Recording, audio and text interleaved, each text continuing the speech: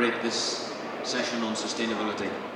So our first speaker is Tony Clutten from Huber Technologies, and he's going to talk to us about what we've been putting down the drain. Tony. Good morning.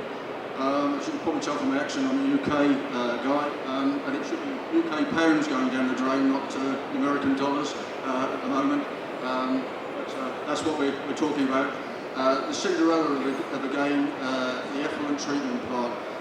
So many people neglect this, and yet it can close your factory if you've got it wrong. You can meet so many green standards, carbon footprints, etc. if you get it right.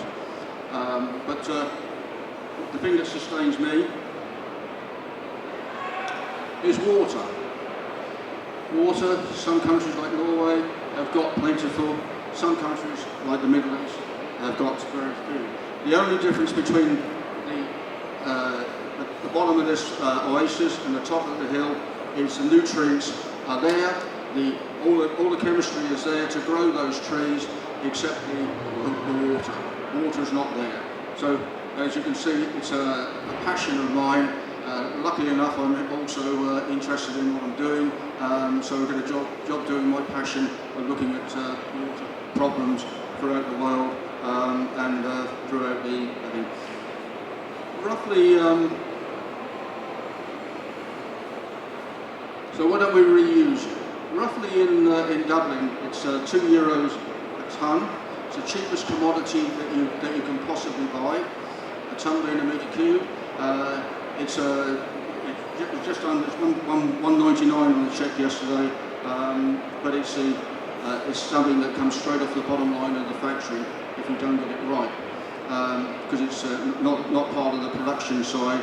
And what we find is that people aren't reusing their water. There's nothing to stop you flushing your toilets with recycled water from the back end of the plant. Nothing to stop you washing your trucks.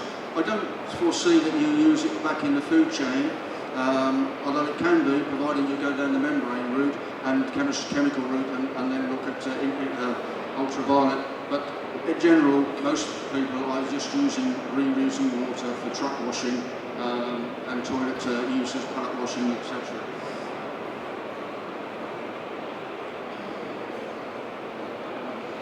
So basically, you're starting with this nice clean water from Northern Ireland Water, from the water authorities, and you're turning it into comes out and in the process you're probably making sludges and so forth, and you're converting clean water to dirty water, and nobody wants to be swimming in it, nobody wants to be putting it out.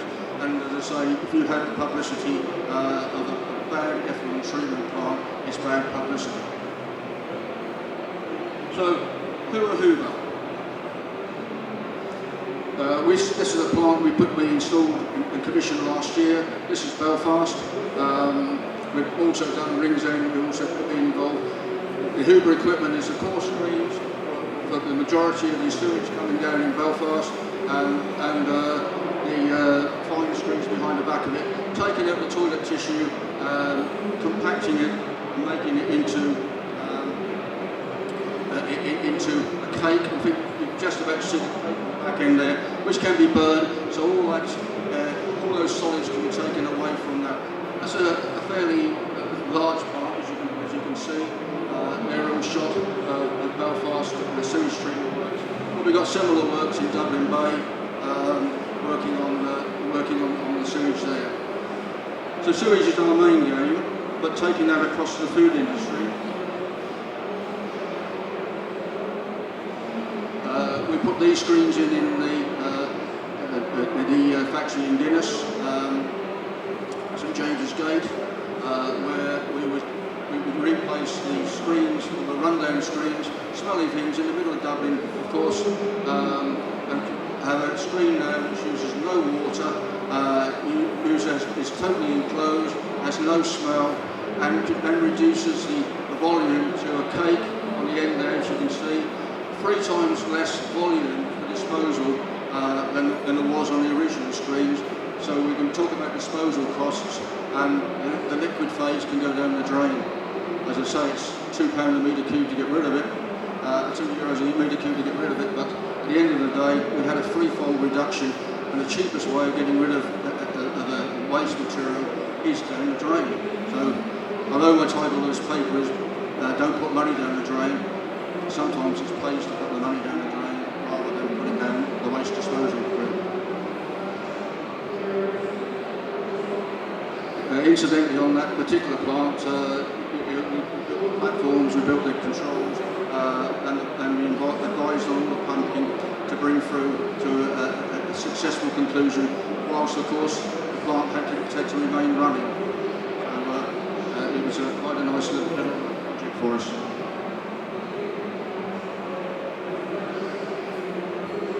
After the screens at St James's Gate, there's some large tanks which settle the sludges. They were tankering the sludges off the bottom of the tank on a 2-day turnaround. This little machine in here, screw press, handling the sludge, reduced the turnaround, so we're constantly pulling the sludge off the bottom of their 5 tanks they've got there now, and reducing it to a cake, which they can then take away, reducing their costs considerably, and taking away something that is not smelly, doesn't have to be further treated, and basically you can get rid of the water, as I say, down at €2 a tonne, whereas your tanker charges are about €50 a tonne. So you quite easily see that if you can reduce the volume going to out on the tankers by a factor of, in this case, 0.5% up to 25%, you've got a 50-fold reduction in volume of tankers. So your carbon footprint is considerably less. You've lost less greenhouse gases in transport by simply putting in a sludge press.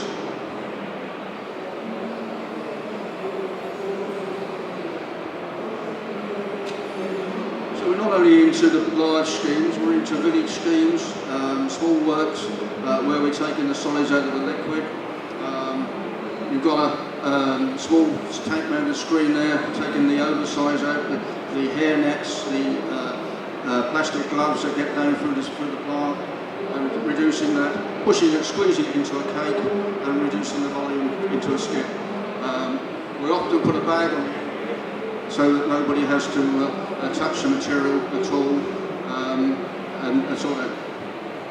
In the UK, we're probably on 1 in 3 sewage treatment plants to remove the solids from liquid flows. Guess the product? I'll come on to that later on. Food waste plant there, food packaging plant, where we're screening out the solids and sorting out. Not the nicest of subjects, I'm afraid, but it pays my living, and someone has to do it.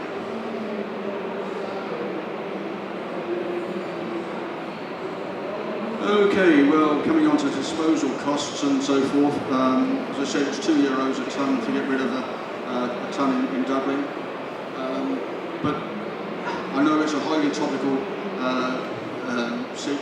situation here with water charges and so forth in Ireland, but sooner or later the polluter will pay.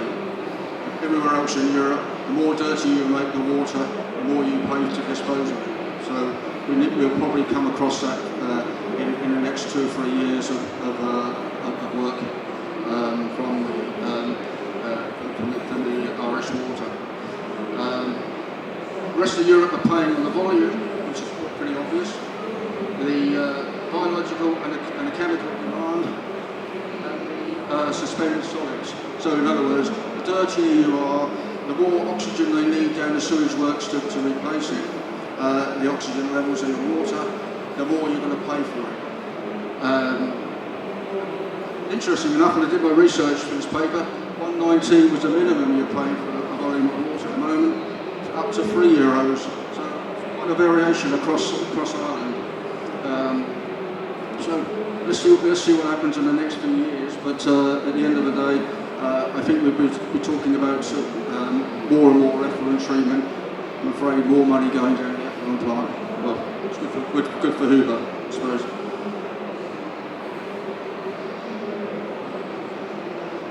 The screenings reduction. If you're putting water out down, then we might as well squeeze it out, put it down the drain, get rid of it in solid format.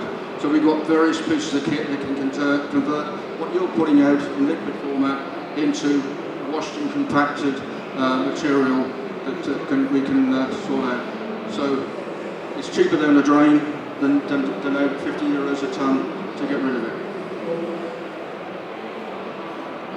Typically, we on this particular piece of kit, we can take 20 tankers or one equivalent size skip away. Less greenhouse gases, better for the economy. Payback periods depend vary from site to site, but I have known payback periods of less than, one case I've got a payback period of less than 3 months, but in general it's about 2-3 years payback on capital investment, including all the operator costs, chemicals, etc. So this is a particular incident. This is a whisky factory turning a sludge into a cake, high in nutrients for fertiliser. Farmers love it. So we're looking at volume reduction. By using a dissolved air flotation plant, we can recirculate that water back into truck washing. A little bit of chemicals involved in doing that. Skim the sludges off, drain the sludges, skim the flotates off. Typically, you're turning that, adding coagulant, getting the coagulant to work, float it up, and you see quite easily you've got clean water that you can put back in. COD reduction, put air into it in the plant, you're going to reduce the COD, you're going to reduce that charge for effluent, not going to pollute the rivers with oxygen demanding liquids. So that's what we're into on that. I mentioned earlier the question about what was the material. This is G's beetroot. All the effluents run around the plant. We're taking out the skins and the oversize of the dirt, everything else that comes through, screening it out, and then compacting the sludges. Nice one to be on. I get loads of samples of this in the effluent plant, nothing at the whisky plant, I'm afraid, or distillery, but with converting the sludges on a distillery, an anaerobic digestion sludge this is, so we're taking the sludges off and converting them.